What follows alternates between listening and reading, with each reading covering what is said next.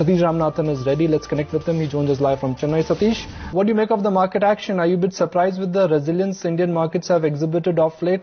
Locally and globally, there are challenges. Globally, it's about Iraq and oil. Locally, it's monsoon and inflation. The macro picture is not looking that appealing. Flows have been slightly inconsistent. Yet, Nifty is trading above 7,600. I think it's the carry trade coming through once again. We are seeing money coming in through P notes. It is volatile money, we should not forget that. But the times are good right now. Let's enjoy it before we start worrying. Times are good, but will times remain good for a long time? I think we are probably done in terms of the short term, because a lot of it was mean reversion in terms of valuations, in terms of margins, and expectation that growth will revive. It remains to be seen as to how the budget actually administers a growth dose to the economy. Growth without inflation is utopian, and how we balance the two is going to be key. And inflation is still very sticky. It isn't coming down. So we have to be a little careful about our expectations at the current juncture. Satish, I just want to get back to the point that you were making about oil PSUs as to how risky a bet it could get. So are you suggesting that our viewers stay away from this sector? No, one shouldn't stay away from this sector because it has the potential to deliver a significant portfolio appreciation as well. But one needs to be cognizant of the risks and the volatility it brings to the portfolio, because what happens is you suddenly have a Libya or you have a Iraq, and the portfolio will go for a toss. So if you're putting 10% into a HP, BP and IOC, you want to be careful. But taking 5% of your portfolio in this basket is okay. Satish, you just talked about, seeing a correction in markets because inflation is a big concern. How big could that correction be, and how soon do you think it would, come in? I think post-budget you are not going to see any significant upside per se coming through, because most of the hype in the market will get exhausted by the budget. And after that, people are going to ask questions as to what are the triggers left in the market. I think Nikunj was alluding to this earlier in the program. What are the triggers left in the market? And when you start really counting, there isn't anything much left there. So then you start asking tough questions, and then the market could consolidate or probably decline from there. Well, if indeed the decline is to come in, Satish, do you think 7,000 would stay put, or do you think we would be comfortable around 7,300 as well? It's really not about the Nifty any longer, because the retail money is moving into mid and micro caps. It's the volatility in the mid and micro caps that will actually impact the sentiment of the retail investor. And we've seen that mid and micro caps can go into plus 5% circuit for 10 days and then go into minus 5% circuit for 3 days or 4 days.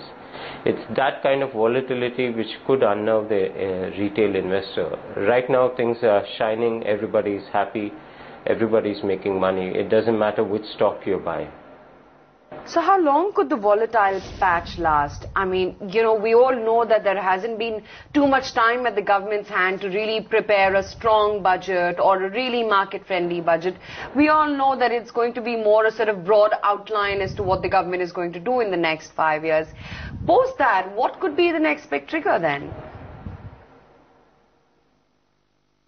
It has to be some strong indication of FDI, some Japanese or Chinese money coming in a significant measure, building out the rail network or building out the road network, whatever it is. But it has to be FDI money which comes in a large, significant proportion to drive the next level of infrastructure growth. And it has to be done in a non-inflationary manner. As it is, if you see cement prices, the minute the new government came in, cement prices have already firmed up even before demand has gone up.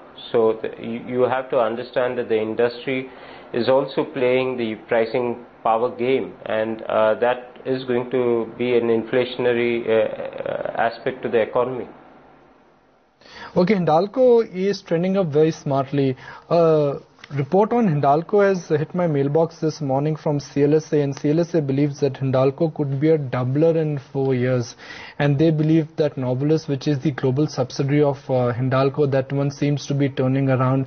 The demand in US for Novelis products also incrementally should be improving. Bulk of the capex is over, and once the Mahan coal mine issue is sorted out, maybe the local business will also regain some momentum. Hindalco has been an outperformer. It has been a marked outperformer. Satish, Hindalco has managed to outperform both Tata Steel, SAIL and JSW Steel. Is there a reason why Hindalco has managed to outperform other metal stocks?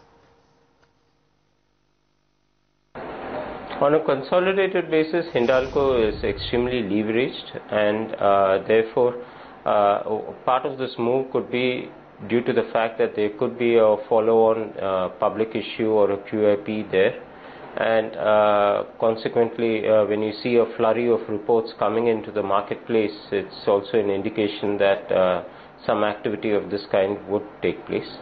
And they would need to restructure their capital base, and then the volatility and risks of Hindalco does significantly come down. Having said that, Hindalco and Indian aluminium companies are at the lowest quartile in terms of manufacturing costs, and that will continue for them for some time to come. And China is cutting back on its aluminium production, so India could be a beneficiary in that scope.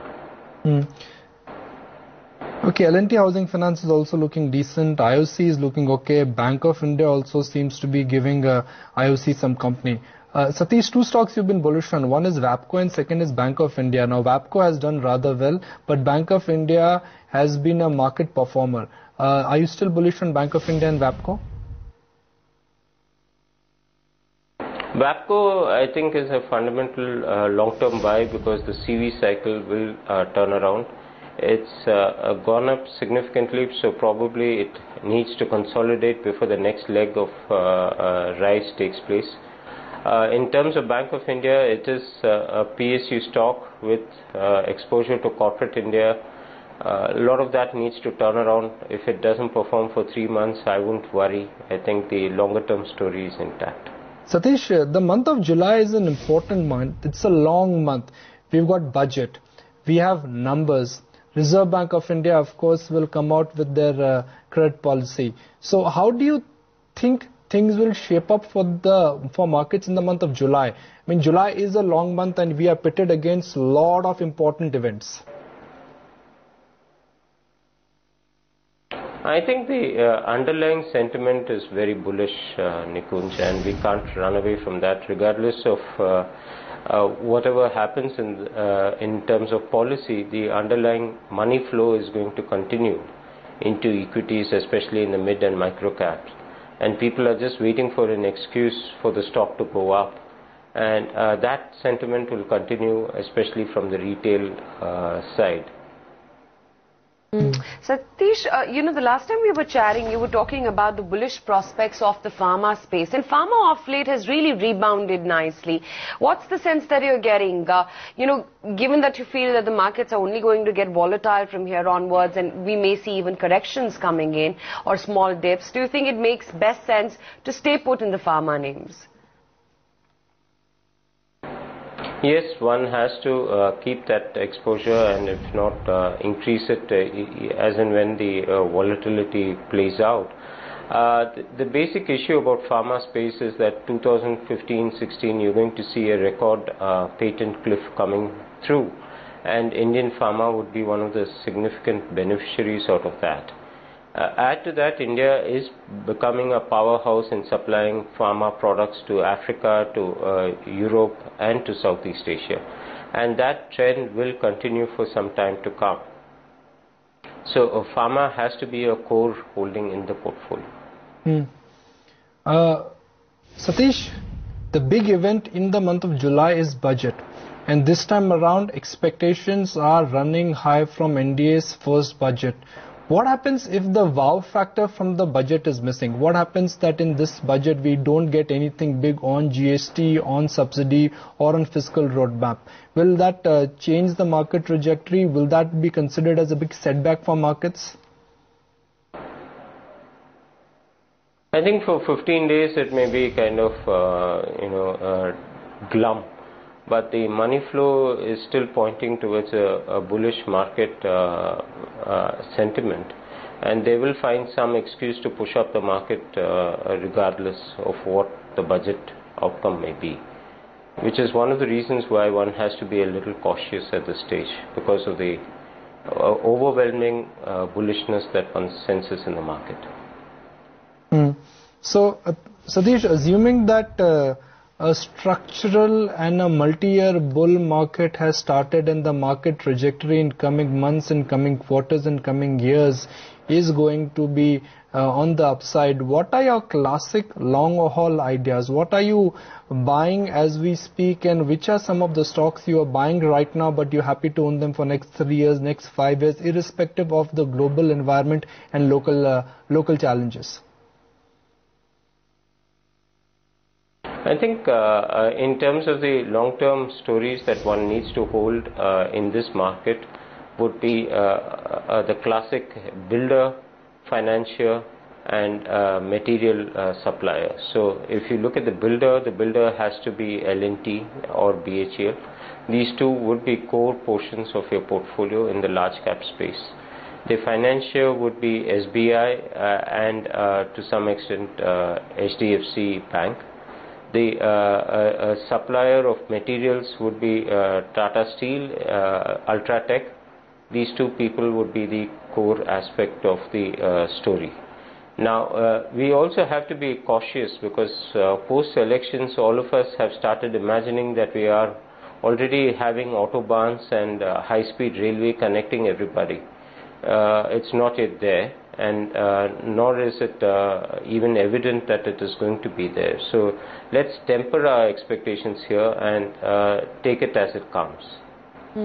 So Satish, give me 2-3 names of smaller mid-cap stocks which could be multi-baggers in the, say, next 3 to 4 years. In terms of the sectors that we are looking at, I think we should focus on the agri-irrigation space and the crop protection space. There one has to look at Dhanuka and Bayer Crop Science. In terms of the irrigation space, one has to look at Jain Irrigation as part of that basket, even though it is a highly leveraged company and has seen many ups and downs in its past. And in terms of the overall structural space, one has to keep a look at ILFS Investment Managers, which is a private equity infrastructure focused fund house, which can grow manifold without much of the cost structure going up. So these are some of the names that I like in the infra space, apart from cement names such as Mangalam Cement and to some extent Shree Cement as well.